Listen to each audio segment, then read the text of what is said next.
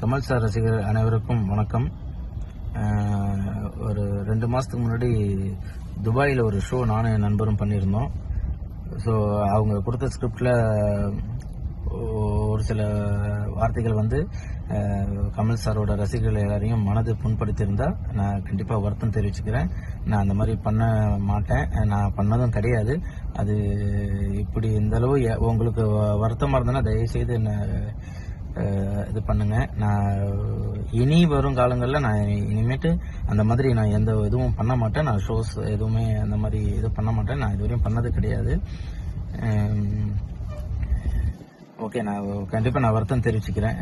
எனக்கு வேறு என்ன எனக்கு தெரியல இது இப்படி ஆகும் அப்படின்னு சொல்லிட்டு. நான் கமல் சார் எனக்கு ரொம்ப பிடிக்கும்.